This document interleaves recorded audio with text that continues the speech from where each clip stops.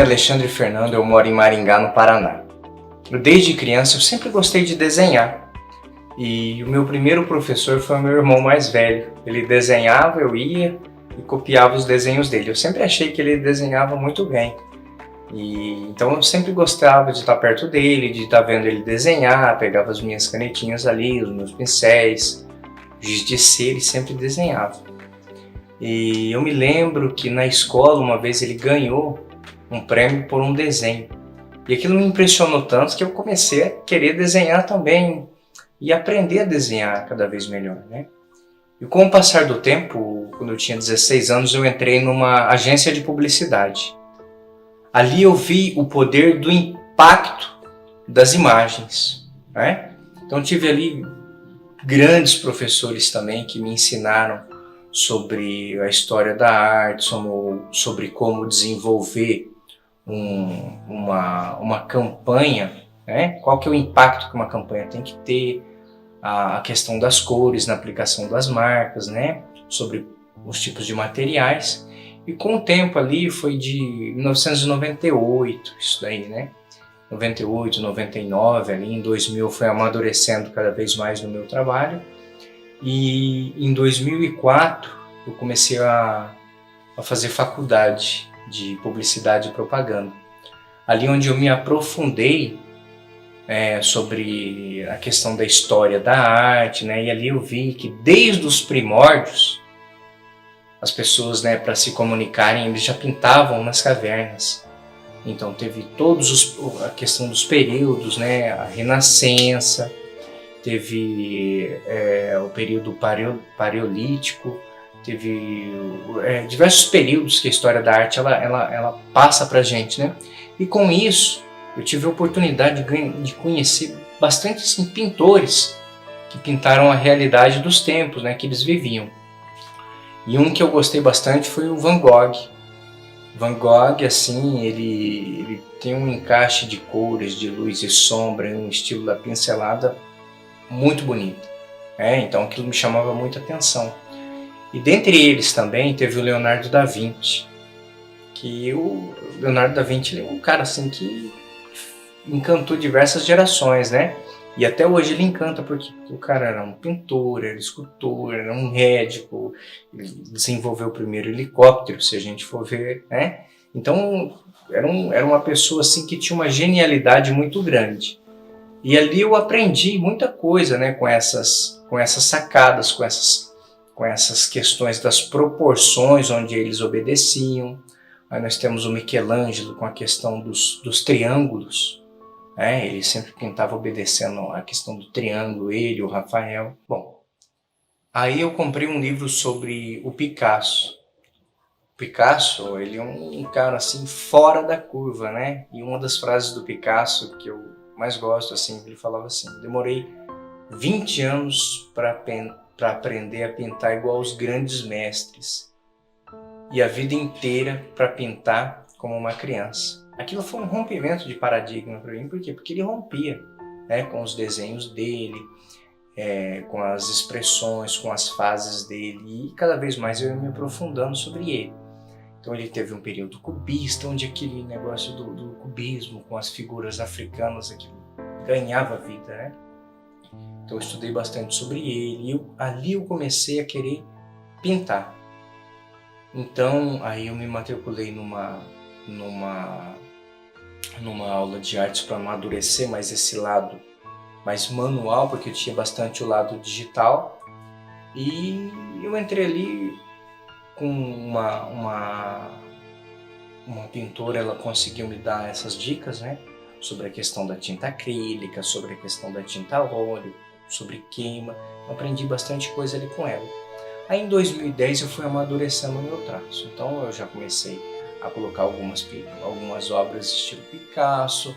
Aí com o advento da publicidade e o impacto das cores, eu falei, poxa, eu acho que eu vou dar uma rompida nisso daqui.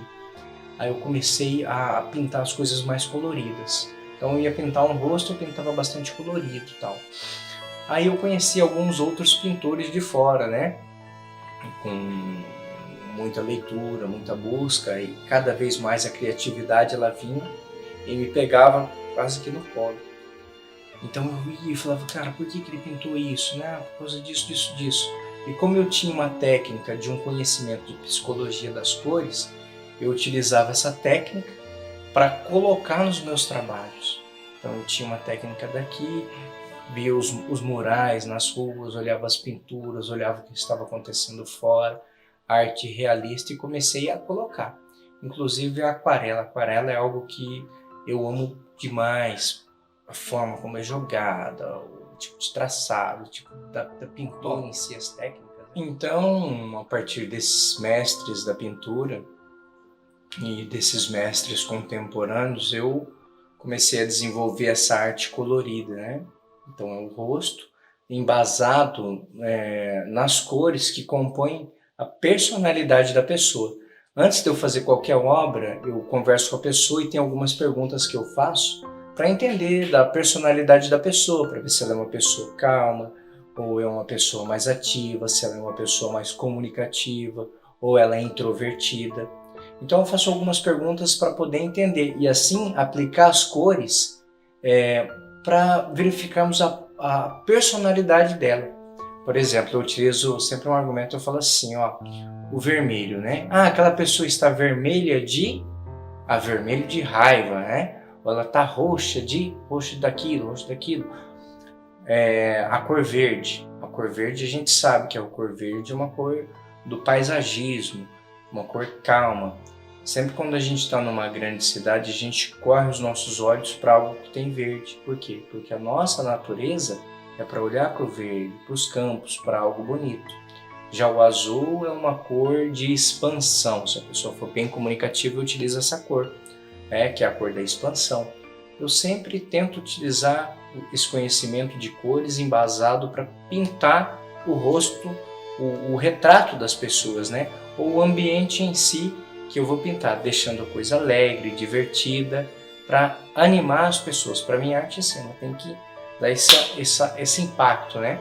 Para fazer o quê? Para mostrar essa diversão, para mostrar uma coisa alegre, ou não, se a pessoa for uma pessoa mais reservada, mostrar uma coisa mais elegante. Então a gente mostra essa questão do sangue azul que a pessoa tem. Desafios para um artista brasileiro hoje, eu acredito que são muitos, né? Eu acredito que deveria ter mais incentivo na questão para todos os artistas terem as condições, né? Terem um incentivo de empresas privadas também, do poder público, para os artistas poderem continuar com as suas obras de arte. Porque hoje, por exemplo, eu trabalho o dia inteiro, né? E tenho uma vida artística logo após o meu horário de expediente. Mas é algo que eu amo fazer e quero tornar isso como a primeira profissão. Assim como eu sei que tem muitos artistas bons, né? Claro que já tem alguns outros artistas consagrados que eles conseguiram já viver próprio da sua arte. Mas é um privilégio para poucos.